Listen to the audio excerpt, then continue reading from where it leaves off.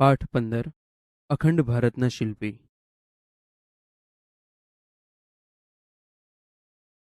બાળ દોસ્તો, હવે આપણે લેખકના જીવન વિશે પરિચય મેળવીએ. અખંડ ભારતના શિલ્પી એ ચરિત્ર લેખ છે. આ પાઠના લેખક છે શ્રી રાઘવજીભાઈ દાનાભાઈ માધડ. તેમનો જન્મ 1 જૂન 1961ના રોજ અમરેલી જિલ્લાના દેવળિયા ગામમાં થયો હતો. લેખક શ્રી રાઘવજીભાઈ માધડે એ ટૂંકી વાર્તા, નાટક, નવલકથા અને લોકસાહિત્યમાં નોંધપાત્ર સર્જન કર્યું છે. ઝાલર, અમરફળ, કૂક, જળતીર્થ, લોકવાણી એમના નોંધપાત્ર પુસ્તકો છે. ગુજરાત સાહિત્ય અકાદમી સહિત અન્ય સંસ્થાઓ દ્વારા તેમને પારિતોષિક પ્રાપ્ત થયા છે. શિક્ષણ ક્ષેત્રે પણ તેમનું નોંધપાત્ર પ્રદાન રહ્યું છે. મારી શિક્ષણ ગાથા અને વર્ગ એ જ સ્વર્ગ તેમના શિક્ષણ વિષયક પુસ્તકો છે. ગુજરાતના અગ્રગણ્ય દૈનિક પત્રકોમાં તેમની કોલમ લોકપ્રિયતાને વરી છે. બાળ દોસ્તો, અખંડ ભારતના શિલ્પી એ ચરિત્ર લેખમાં લેખકશ્રીએ લોખંડી પુરુષ સરદાર વલ્લભભાઈ પટેલની કાર્યશૈલીમાં જોવા મળતા ગુણોનું સુંદર રીતે નિરૂપણ કર્યું છે. વલ્લભભાઈના જીવનમાં બારડોલીની લડતનું ભારતના સ્વાતંત્ર્ય સંગ્રામની જેમ જ એક આગવું અને અનોખું મહત્વ છે. વલ્લભભાઈના સમર્પિત જીવનની સિદ્ધિઓનું આ એક શિરછોગું ગણાય છે. બારડોલીની લડત પૂરજોશમાં ચાલતી હતી. તેમાં કોઈ એક પ્રસંગે કોઈકના મોંમાંથી વલ્લભભાઈ પટેલ માટે ખેડૂતોના સરદાર એવો ઉદ્ગાર નીકળી ગયો હતો. જેમણે જેમણે આ ઉદ્ગાર સાંભળ્યો તેમણે ઉપાડી લીધો હતો.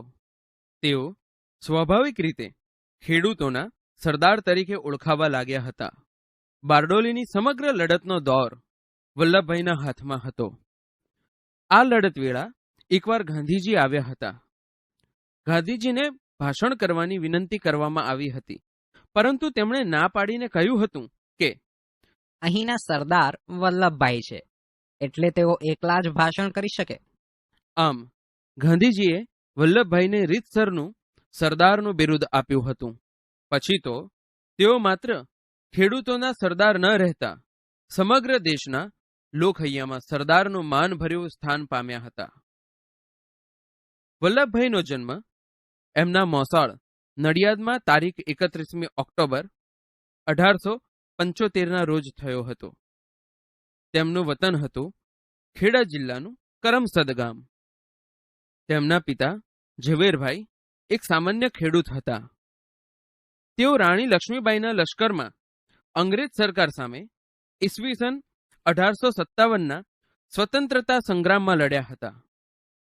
દ્રઢતા અને દેશભક્તિ તેમની નસે નસમાં ધબકતી હતી.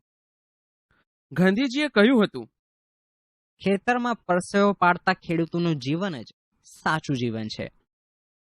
આ ખેડૂત પુત્રે પણ નાનપણમાં જીવનને ઝીણી નજરે જોયું હતું. ગામડાના જીવનની ઓછપ અને અધૂરપને અનુભવી હતી. આ વાત પિતાની જેમ વલ્લભભાઈએ બાળપણમાં આત્મસાત કરી હતી. ગામની શાળામાં પ્રાથમિક શિક્ષણ લઈ વલ્લભભાઈએ નડિયાદ અને વડોદરામાં ઉચ્ચ શિક્ષણ મેળવ્યું હતું. વિદ્યાર્થી વયથી જ તેમનામાં નિડરતા, નીતાગીરી કે દ્રઢ સંકલ્પ બળના બીજ પડેલા હતા. એકવાર તેમણે કાખબલાઈ થયેલી. ગામના વૈદરાજે ઈલાજ માટે લોખંડના ધગધગતા સળિયા વડે ડામ દેવાનું વિચાર્યું. ત્યારે કુમળું બાળક જોઈ ખુદ વૈદરાજ અવઢવ અનુભવવા લાગ્યા હતા. આ સમયે વૈદરાજના હાથમાંથી ગરમ સળિયો લઈ જાતે જ ગાંઠ પર ડામ દઈ દીધો હતો. જોનારા સૌ દંગ રહી ગયા હતા. તેઓના વિશિષ્ટ ગુણોને વ્યક્ત કરતા બાળપણના આવા અનેક પ્રસંગો છે. વલ્લભભાઈએ કાયદાના અભ્યાસ માટે ઇંગ્લેન્ડ જવા બચત કરી પૈસા ભેગા કર્યા હતા. પરંતુ મોટા ભાઈ વિઠ્ઠલભાઈને લંડન જવા દઈ ભ્રાતૃભાવનું ઉત્તમ ઉદાહરણ પૂરું પાડી અનન્ય પ્રેમ પ્રગટ કર્યો હતો. પછીથી તો વલ્લભભાઈએ સખત પરિશ્રમ અને બુદ્ધિ ચાતુર્યથી એક સફળ વકીલ તરીકેની નામના મેળવી હતી. એક વખતની વાત છે, વલ્લભભાઈ કોર્ટની કાર્યવાહીમાં વ્યસ્ત હતા. ત્યાં પ્યુન આવીને એક તાર આપી ગયો હતો. તાર વાંચીને કોઈ જ પ્રતિક્રિયા વગર વલ્લભભાઈએ ખિસ્સામાં મૂકી દીધો. વળી તેઓ કોર્ટની કાર્યવાહીમાં લાગી ગયા.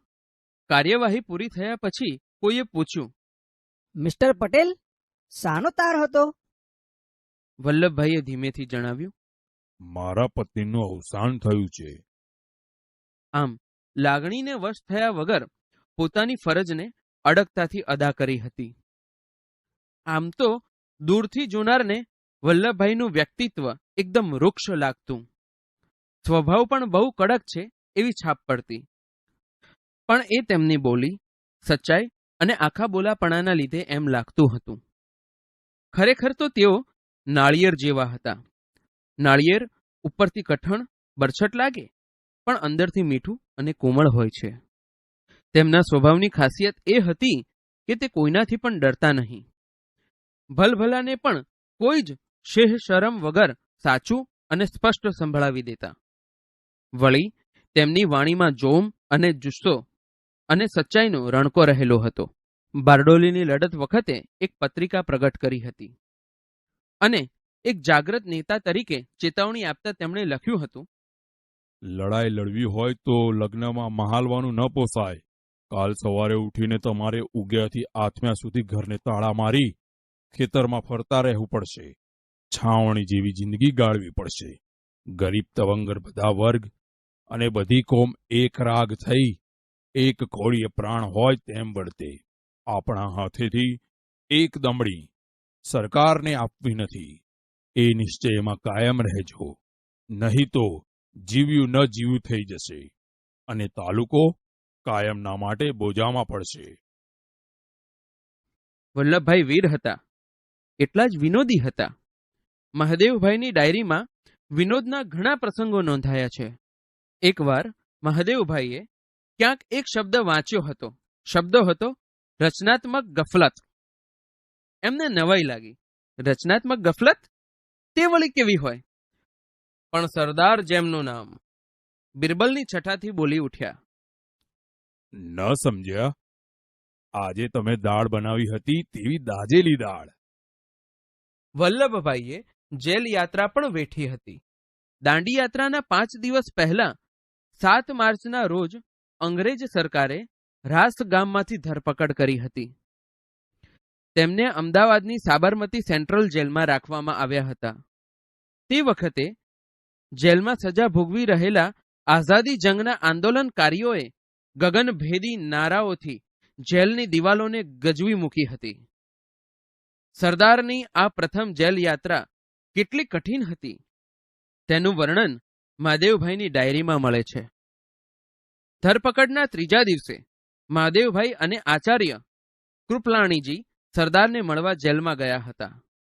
તે વખતે થયેલી પ્રશ્નોત્તરીના થોડા અંશો જોઈએ તો, તમને કેવી રીતે રાખે છે? ચોર લૂંટારાની જેમ રાખે છે. સુવાને માટે શું? એક કાળો કામળો છે, એની ઉપર આડોટીએ છીએ. ખોરાકનું કેમ છે? ખોરાકનું તો શું પૂછવું. બપોરે તો કંઈક જાડા રોટલા ને દાળ, સાંજે રોટલા ને શાક એમ આપે છે. ગોડાને ખપે તેવું જ હોય છે. આઝાદી કાજે આપણા દેશ નેતાઓએ કેવી અને કેટલી યાતનાઓ વેઠી હતી તેની માત્ર આ એક ઝલક છે. સાબરમતી જેલમાં જ્યાં સરદારને કેદ રાખવામાં આવ્યા હતા તે વિભાગને સરદાર સ્મૃતિ વિભાગ તરીકે ઓળખવામાં આવે છે. રાજાઓના તાજ મુકાવ્યા, ધન્ય વીર વલ્લભ સરદાર. આપણા એક કવિએ આમ વલ્લભભાઈને વીરનું વિશેષણ આપ્યું. વલ્લભભાઈને મળેલા વિશેષણોની યાદી લાંબી થાય તેમ છે. તેઓ લોખંડી પુરુષ તરીકે જાણીતા છે. આપણી રાષ્ટ્રભાષાના કવિ હરિવંશરાય બચ્ચને સરદાર માટે અદ્ભુત કવિતાની રચના કરી છે. હરેક પક્ષ કો પટેલ તૌલતા, હરેક ભેદ કો પટેલ ખોલતા, दुराव या छिपाव से इसे गरज, कठोर नग्न सत्य बोलता, पटेल हिंद की निडर जबान है. સરદાર જન સમુદાયની નાડના ભારે પારખું હતા. લોક સમુદાય પર તેમની જબરદસ્ત પકડ હતી, જેને લીધે સંગઠન અને સંચાલનમાં તેમના બુદ્ધિ ચાતુર્યના દર્શન થતા હતા. લોકોને થતા અન્યાય અને દમન સામેની લડતમાં તેઓ હંમેશા અગ્રેસર રહેતા હતા.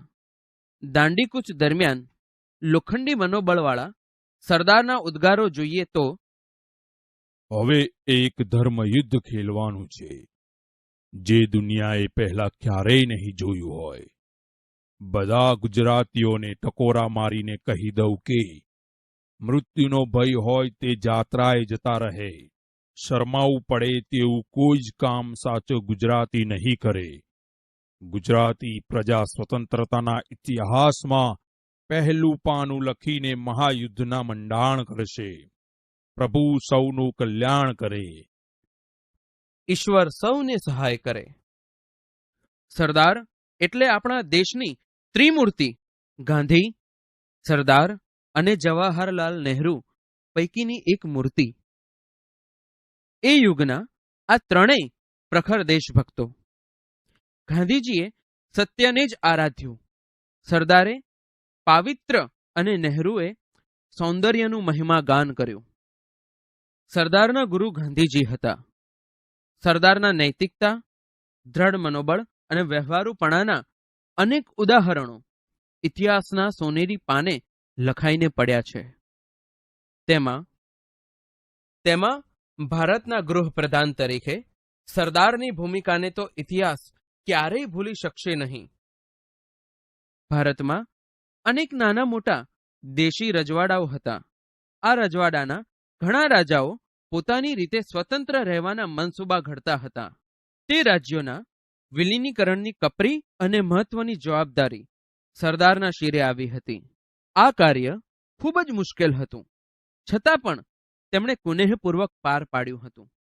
જ્યાં સમજાવટથી કામ ચાલ્યું ત્યાં તેમ કર્યું, પણ જ્યાં કડક હાથે કામ લેવાનું બન્યું ત્યાં કડપ પણ દાખવ્યો. ભારતના આ તમામ રાજ્યોને લોકશાહી સરકારના માળખામાં સામેલ કરી રાજાશાહીને નાબૂદ કરી હતી અને રાજાશાહીનો વિકલ્પ પૂરો પાડ્યો હતો. આમ દેશને અખંડતા બક્ષીને તેઓ અખંડ ભારતના શિલ્પી કહેવાયા. સરદાર સ્પષ્ટ બોલતા હતા. પ્રહાર કરતા તે ડરતા નહીં, ભલે કોઈને ગમે તે લાગે. વળી વળતો પ્રહાર જો પોતાના પર આવે તો તેથી જરાય ડગમગતા નહોતા. ગાંધીજીના અંગત સચિવ મહાદેવભાઈ દેસાઈ સરદાર માટે લખે છે, ખેડૂતોની ભાષામાં બોલતા સરદારની આંખોમાં અંગારા જેવી ચમક દેખાતી અને વિરોધીઓનો વિનાશ કરી નાખે તેવી આંધીનું સર્જન તેમની વાણીમાં થતું. ગાંધીજીએ સરદારના એક અત્યંત છુપા સ્વરૂપને છતું કરતા જણાવ્યું હતું કે સરદારની શૂરવીરતા, જ્વલંત દેશદાજ અને અનંત ધૈર્યના ગુણોથી તો હું અજાણ નહોતો, પણ તેમણે મને જે પ્રેમથી તરબોળ કર્યો છે તેવા માતૃપ્રેમ જેવા ગુણ માટે સદાય ઋણી છું. મને તેમની લાગણીઓમાં માતાનું સ્મરણ થઈ આવતું. માતા જ દર્શાવી શકે તેવા ગુણોનું મને સરદારે દર્શન કરાવ્યું. વલ્લભભાઈ સાદગી પ્રિય હતા. સાદું જીવન અને ઉચ્ચ વિચાર તેમનો જીવન મંત્ર હતો, જે પોતાની પુત્રી મણિબહેનને પણ તેમણે વારસામાં આપ્યો હતો. ઉત્તરકાળમાં દીકરી મણિબહેને પિતાની ઉલટથી સેવા કરી હતી. મણિબહેનની પણ સાદગી એવી કે થીંગડું મારેલી સાડી પહેરવામાં પણ તેઓ નાનપ અનુભવતા નહોતા. અખંડ ભારતના આ શિલ્પીનું તારીખ 15મી ડિસેમ્બર 1950ના રોજ અવસાન થયું. ચરોતરના એક નાનકડા ગામમાં જન્મીને છેક દેશના નાયબ વડાપ્રધાન અને ગૃહમંત્રી તરીકે સેવાઓ આપનાર સરદારને લાખ લાખ વંદન. સાબરમતી જેલમાં જ્યાં સરદારને કેદ રાખવામાં આવ્યા હતા તે વિભાગને સરદાર સ્મૃતિ વિભાગ તરીકે ઓળખવામાં આવે છે. રાજાઓના તાજ મુકાવ્યા, ધન્ય વીર વલ્લભ સરદાર. આપણા એક કવિએ આમ વલ્લભભાઈને વીરનું વિશેષણ આપ્યું. વલ્લભભાઈને મળેલા વિશેષણોની યાદી લાંબી થાય તેમ છે. તેઓ લોખંડી પુરુષ તરીકે જાણીતા છે. આપણી રાષ્ટ્રભાષાના કવિ હરિવંશરાય બચ્ચને સરદાર માટે અદ્ભુત કવિતાની રચના કરી છે. હરેક પક્ષ કો પટેલ તૌલતા, હરેક ભેદ કો પટેલ ખોલતા, दुराव या छिपाव से इसे गरज, कठोर नग्न सत्य बोलता, पटेल हिंद की निडर जबान है. સરદાર જન સમુદાયની નાડના ભારે પારખું હતા. લોક સમુદાય પર તેમની જબરદસ્ત પકડ હતી, જેને લીધે સંગઠન અને સંચાલનમાં તેમના બુદ્ધિ ચાતુર્યના દર્શન થતા હતા. લોકોને થતા અન્યાય અને દમન સામેની લડતમાં તેઓ હંમેશા અગ્રેસર રહેતા હતા. દાંડીકૂચ દરમિયાન લોખંડી મનોબળવાળા સરદારના ઉદ્ગારો જોઈએ તો, હવે એક ધર્મ યુદ્ધ ખેલવાનું છે જે દુનિયાએ પહેલા ક્યારેય નહીં જોયું હોય. બધા ગુજરાતીઓને ટકોરા મારીને કહી દઉં કે મૃત્યુનો ભય હોય તે જાત્રાએ જતા રહે. શરમાવું પડે તેવું કોઈ જ કામ સાચો ગુજરાતી નહીં કરે. ગુજરાતી પ્રજા સ્વતંત્રતાના ઇતિહાસમાં પહેલું પાનું લખીને મહાયુદ્ધના મંડાણ કરશે. પ્રભુ સૌનું કલ્યાણ કરે. ઈશ્વર સૌને સહાય કરે. સરદાર એટલે આપણા દેશની ત્રિમૂર્તિ ગાંધી, સરદાર અને જવાહરલાલ નહેરુ પૈકીની એક મૂર્તિ. એ યુગના આ ત્રણેય પ્રખર દેશભક્તો. ગાંધીજીએ સત્યને જ આરાધ્યું, સરદારે પાવિત્ર અને નહેરુએ સૌંદર્યનું મહિમા ગાન કર્યું. સરદારના ગુરુ ગાંધીજી હતા. સરદારના નૈતિકતા, દ્રઢ મનોબળ અને વ્યવહારુપણાના અનેક ઉદાહરણો ઇતિહાસના સોનેરી પાને લખાઈને પડ્યા છે. તેમાં ભારતના ગૃહપ્રધાન તરીકે સરદારની ભૂમિકાને તો ઇતિહાસ ક્યારેય ભૂલી શકશે નહીં. ભારતમાં અનેક નાના મોટા દેશી રજવાડાઓ હતા. આ રજવાડાના ઘણા રાજાઓ પોતાની રીતે સ્વતંત્ર રહેવાના મનસૂબા ઘડતા હતા. તે રાજ્યોના વિલીનીકરણની કપરી અને મહત્વની જવાબદારી સરદારના શિરે આવી હતી. આ કાર્ય ખૂબ જ મુશ્કેલ હતું, છતાં પણ તેમણે કુનેહપૂર્વક પાર પાડ્યું હતું. જ્યાં સમજાવટથી કામ ચાલ્યું ત્યાં તેમ કર્યું, પણ જ્યાં કડક હાથે કામ લેવાનું બન્યું ત્યાં કડપ પણ દાખવ્યો. ભારતના આ તમામ રાજ્યોને લોકશાહી સરકારના માળખામાં સામેલ કરી રાજાશાહીને નાબૂદ કરી હતી અને રાજાશાહીનો વિકલ્પ પૂરો પાડ્યો હતો. આમ દેશને અખંડતા બક્ષીને તેઓ અખંડ ભારતના શિલ્પી કહેવાયા. સરદાર સ્પષ્ટ બોલતા હતા. પ્રહાર કરતા તે ડરતા નહીં, ભલે કોઈને ગમે તે લાગે. વળી વળતો પ્રહાર જો પોતાના પર આવે તો તેથી જરાય ડગમગતા નહોતા. ગાંધીજીના અંગત સચિવ મહાદેવભાઈ દેસાઈ સરદાર માટે લખે છે, ખેડૂતોની ભાષામાં બોલતા સરદારની આંખોમાં અંગારા જેવી ચમક દેખાતી અને વિરોધીઓનો વિનાશ કરી નાખે તેવી આંધીનું સર્જન તેમની વાણીમાં થતું. ગાંધીજીએ સરદારના એક અત્યંત છુપા સ્વરૂપને છતું કરતા જણાવ્યું હતું કે સરદારની શૂરવીરતા, જ્વલંત દેશદાજ અને અનંત ધૈર્યના ગુણોથી તો હું અજાણ નહોતો, પણ તેમણે મને જે પ્રેમથી તરબોળ કર્યો છે તેવા માતૃપ્રેમ જેવા ગુણ માટે સદાય ઋણી છું. મને તેમની લાગણીઓમાં માતાનું સ્મરણ થઈ આવતું. માતા જ દર્શાવી શકે તેવા ગુણોનું મને સરદારે દર્શન કરાવ્યું. વલ્લભભાઈ સાદગી પ્રિય હતા. સાદું જીવન અને ઉચ્ચ વિચાર તેમનો જીવન મંત્ર હતો. જે પોતાની પુત્રી મણિબહેનને પણ તેમણે વારસામાં આપ્યો હતો. ઉત્તરકાળમાં દીકરી મણિબહેને પિતાની ઉલટથી સેવા કરી હતી. મણિબહેનની પણ સાદગી એવી કે થીંગડું મારેલી સાડી પહેરવામાં પણ તેઓ નાનપ અનુભવતા નહોતા. અખંડ ભારતના આ શિલ્પીનું તારીખ 15મી ડિસેમ્બર 1950ના રોજ અવસાન થયું. ચરોતરના એક નાનકડા ગામમાં જન્મીને છેક દેશના નાયબ વડાપ્રધાન અને ગૃહમંત્રી તરીકે સેવાઓ આપનાર સરદારને લાખ લાખ વંદન. ભાષા સજ્જતા. બાળ દોસ્તો, તમે અનેક પાઠ, વાર્તાઓ કે લેખો વાંચ્યા હશે. તેમાં તમે જુદા જુદા વાક્યો અને શબ્દો જોયા હશે. અહીં આપણે સાદું વાક્ય, સંયુક્ત વાક્ય તથા મિશ્ર સંકુલ વાક્ય અને સામાસિક શબ્દો વિશે જાણીશું. અહીં પહેલું વાક્ય જુઓ. પહેલું વાક્ય છે, ભારત મારો દેશ છે. આ સાદા વાક્યનું ઉદાહરણ છે, જેમાં છે એ એક ક્રિયાપદ વપરાયું છે. બાળ દોસ્તો, અહીં ખાસ ધ્યાનમાં રાખો કે સાદા વાક્યમાં હંમેશા ઓછામાં ઓછું એક ક્રિયાપદ કે એક ઉદ્દેશ વિધેય તો હોય જ છે. બાળ દોસ્તો, હવે અહીં આપેલું બીજું વાક્ય જુઓ. બીજું વાક્ય છે, અતિથિ માટે ખુરશીની વ્યવસ્થા રખાઈ છે, પણ તેઓ નીચે બેસવાનો આગ્રહ રાખે છે.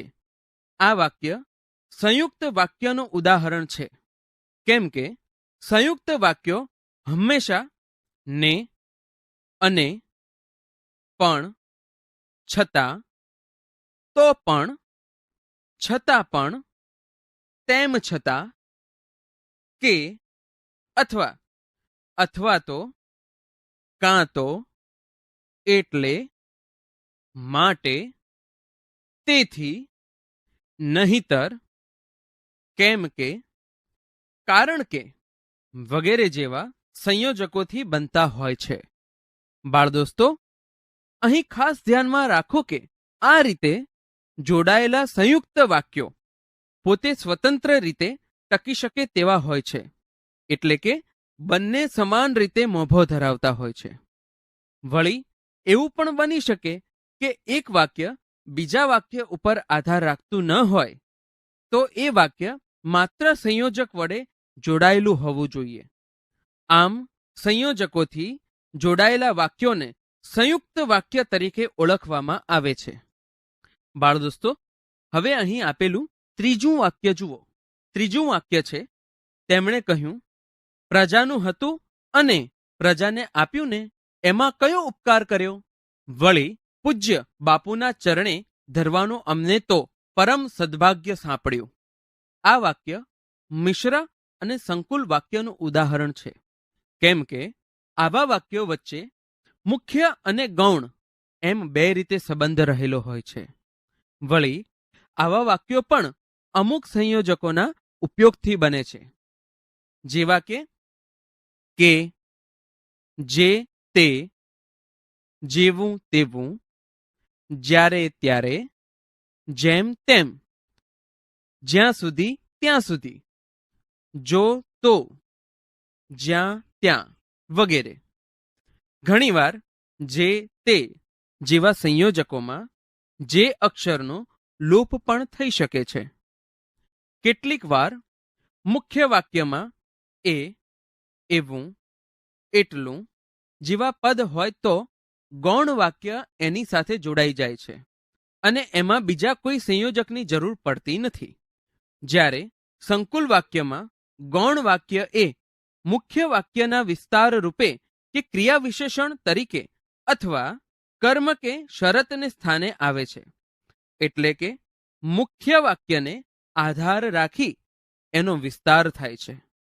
બાળ દોસ્તો, અહીં ખાસ ધ્યાનમાં રાખો કે એક વાક્યને કેન્દ્રમાં રાખી અન્ય વાક્યો એના વિસ્તરણ રૂપે જોડાયેલા હોય ત્યારે એ સંકુલ વાક્ય કે મિશ્ર વાક્ય ગણાય. બાળ દોસ્તો, હવે આપણે અહીં આપેલા શબ્દો વાંચીએ. શીર છોગું, સ્વાતંત્ર્ય સંગ્રામ, દેશભક્તિ, ખેડૂત પુત્ર, દાંડી યાત્રા, બાળદોસ્તો, હવે અહીં આપેલો શબ્દ જુઓ, જેમાં શિર એટલે કે માથું અને છોગું એટલે કે પાઘડીનો છેડો એવા બે સ્વતંત્ર અર્થવાળા શબ્દો ભેગા મળીને એક નવા જ અર્થવાળા શબ્દનું રૂપ બને છે. શિર છોગું, જેનો અર્થ થાય છે શિર ઉપર શોભતું છોગું. આવી જ રીતે બાકીના અન્ય શબ્દો વાંચીને સમજો. પણ બાળ દોસ્તો, અહીં ખાસ ધ્યાનમાં રાખો કે બે સ્વતંત્ર અર્થવાળા શબ્દો ભેગા મળીને એક નવા જ અર્થવાળા શબ્દનું રૂપ બને છે, અને આ રીતે બનતા શબ્દોને વ્યાકરણની ભાષામાં સામાસિક શબ્દો કહેવાય.